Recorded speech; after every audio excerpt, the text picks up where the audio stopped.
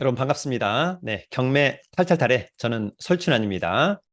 오늘은 경매에 대한 권리 분석, 특히 이제 아파트 입찰할 때 권리 분석이 어렵다 이런 분들이 있는데 사실 아파트 경매에서 가장 중요한 것은 선순위 임차인이 있는지 없는지 여부만 체크해도 거의 뭐 권리 분석은 끝나지 않을까 그런 생각을 해보기도 합니다. 오늘 5개의 물건을 가지고 권리 분석상의 문제가 있는지 없는지를 함께 제대로 알아보도록 하겠습니다. 오늘의 주제, 아파트 경매 권리 분석. 이것만 알면 된다. 자, 경매는 소멸주의입니다. 낙찰자가 낙찰받고 돈 내면 그 사건의 말소기준 권리 포함해서 뒤에 있는 등기부상의 하자, 또 뒤에 대항력을 가진 후순위 임차인들은 모두 소멸합니다. 사실 이제 아파트 경매는 임차인만 알면 된다. 여러분들 우리가 경매에서 그 사건의 말소기준 권리를 찾을 수 있어야 돼요. 그 사건의 말소기준 권리가 될 수 있는 기본적인 6가지 권리. 가압류, 압류, 근저당권, 저당권, 담보가 등기, 경매 등기 중에 등기부 등본에 가장 먼저 등기된 것. 그것을 나중에 매각물건 명세서에서 최선순위 설정이라고 법원이 가르쳐 주기도 한다.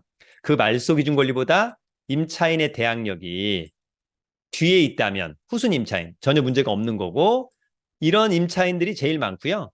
또 소유자가 점유하고 있는 경우가 가장 많고, 선순위 임차인은 말소 기준 권리보다 임차인의 대항력이 빠른 경우. 그러나 이제 이런 물건은 글쎄요, 한 100건 중에 한두 건 있을까 말까. 그래도 제대로 확인하자. 자, 먼저 권리 분석. 문제 없는 임차인이 있다 또는 소유자가 있다, 문제 없는 건데 한번 사례를 보고 확인해 볼게요. 자, 첫 번째 마포구의 아파트입니다. 자, 마포구 창전동의 아파트, 2번 유찰된 아파트. 여기 보면은 일단 요걸로만 놓고 본다면 근저당권, 말소기준 권리, 특별히 조사된 임차인에게 없다. 뭐 이렇게 돼 있어요. 그러나 권리 분석은 매각물건 명세서, 법원이 만든 자료를 보고 기본적으로 판단한다. 자, 법원이 만든 자료입니다. 매각물건 명세서. 이 사건의 말소기준 권리, 법원이 가르쳐주고 있는 거죠. 여기 보니까 조사된 임차인에게 없다. 그러면 떠안을 임차인이 없다라고 이해하시면 좋을 것 같고, 커멘트가 없으니까 임차인 문제 없다. 전반적으로 문제도 없습니다만 일단 임차인 문제 없다. 이렇게 정리하면 됩니다. 자, 두 번째 안양시 아파트입니다. 자, 동안구 비산동의 44평형 아파트, 역시 2번 유찰된 아파트인데요. 요거 보면은 요 사건 말소기준 권리, 조사된 임차인에게 없다. 역시 이것도 아마 소유자가 점유 사용하고 있지 않을까. 권리 분석은 항상 매각물건 명세서, 이 사건의 말소기준 권리, 특별히 코멘트가 없으니까 권리 분석상의 문제는 없다. 이렇게 정리하면 됩니다. 어렵지 않죠? 자, 다음은 권리 분석. 문제 있어 보이지만 문제 없는 임차인. 안양시 아파트입니다. 자, 동안구 호계동의 24평형 아파트, 2번 유찰된 아파트. 봤더니 여기 이 사건 말소기준 권리 2021년 11월 16일자. 그런데 임차인의 전입신고가 빨라요. 예, 그러면 선순위 임차인. 근데 확정일자도 빨라요. 그리고 배당 요구도 했어. 3억 4천만 원. 나중에 여러분들이 배당을 할 수 있어야 되겠습니다만 어쨌거나 제일 빨라요. 그러면 이번에 누군가가 한 5억 5천에 낙찰 받았다. 그러면 임차인이 3억 4천을 다 배당을 받아가는 거니까 낙찰자가 떠안을 건 없다. 이렇게 정리하면 될 것 같고. 자, 매각물건 명세서 중요한데 이 사건 말소기준 권리 2021년 11월 16일자 근저당권 선순위 임차인. 원래는 이제 김모 씨였는데 아마 이제 보증보험증권 해서 허그 주택도시보증공사가 양수한 것 같아요. 어쨌거나 한 명의 임차인이 있는 거하고 똑같은 겁니다. 3억 4천만 원. 비고란에 커멘트 해주고 있죠.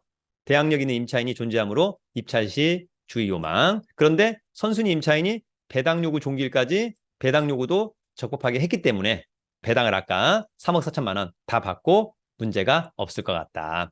낙찰자가 떠나는 임차인은 없다. 선순위 임차인이 배당을 다 받으면 문제가 없습니다. 자, 권리 분석. 문제 있는 임차인. 중요하죠? 첫 번째는 도봉구의 아파트입니다. 자, 쌍문동의 현대아파트 33평형 한 번 유찰되었는데 이 사건 말소기준 권리 동강농협의 근저당권. 요거보다 전입신고가 빠른 사람이 있다. 그러면 매각물건 명세서 통해서 확인해 보겠습니다. 자, 법원이 이 사건 말소기준 권리는 이거야. 근데 요거보다 전입신고가 빨라요. 정모 씨라고 하는 분이. 근데 이 사람이 법원에다가 권리신고나 배당 요구를 하지 않았어요. 요건은 선순위 임차인 요건을 갖추고 있기 때문에. 그래서 입찰할 때 이 정모 씨의 컨디션을 확인 못하면 낭패를 볼 수 있어요. 만약에 아까 이 아파트가 5억짜리인데 내가 만약에 싸다고 해서 3억 5천에 낙찰을 받았어요. 싸게 받았다. 만약에 시세가 5억인데 내가 3억 5천에 낙찰을 받았다. 근데 이런 케이스인데 나중에 낙찰 받고 나서 봤더니 이 정모 씨가 자기가 현재 이 아파트에 3억 원에 살고 있대. 실제로 선순위 임차인이야. 그러면 여러분 어때요? 3억을 떠안아야 돼요. 그러면 6억 5천에 낙찰받는 꼴이 되는 거다. 그래서 요 말소 기준 권리보다 전입신고 빠른 사람은 꼭 확인을 해야 돼요, 여러분. 확인 못하면 입찰은 포기합니다. 답이 없어요. 자, 두 번째 노원구의 아파트입니다. 자, 월계동의 아파트 32평형, 두 번 유찰된 아파트. 이 사건의 말소 기준 권리는 노원세무서의 압류. 요 날짜보다 빠르게 전입신고되어 있는 사람이 있다.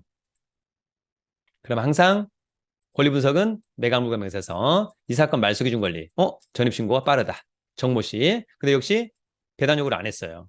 예, 이런 사람이 제일 어려워요, 여러분. 확인을 못 한다면 어떻게? 입찰은 포기한다. 내가 싸게 낙찰받았다 하더라도 이 사람이 임차인이라면 얼마를 떠안을지 알 수도 없다라고 하는 점. 또 하나, 이렇게 말소 기준 권리보다 전입신고 빠르잖아요. 네, 그럼 대출은 제로, 하나도 되지 않는다라고 하는 점도 꼭 알아두기를 기대합니다. 자, 여러분, 다양한 경매 물건은 저희 네이버 카페 설춘한 캠퍼스에 올려놓도록 하겠습니다. 여러분, 오늘은 우리가 이제 아파트 경매에서 가장 중요한 게 임차인이다. 중요한 것은 선순위 임차인이 있냐 없냐, 또 선순위 임차인이 배당을 받냐 못 받냐, 떠안을 임차인이 있느냐, 이것이 가장 중요한 포인트. 그런데 사실 이렇게 선순위 임차인이 있고 떠안을 임차인이 거의 없습니다. 사실상 소유자가 점유하고 있거나 또는 후순위 임차인 또는 선순위 임차인이라 하더라도 배당 요구를 해서 배당을 다 받는 경우가 대부분이다. 여러분, 그래서 어렵지 않다. 그래서 직접 여러 번 경험해 보는 것이 중요하다. 그렇게 오늘은 마무리를 짓도록 하겠습니다. 앞으로도 또 경매와 관련된 다양한 정보 탈탈탈 털어드리도록 하겠습니다. 경매 탈탈탈!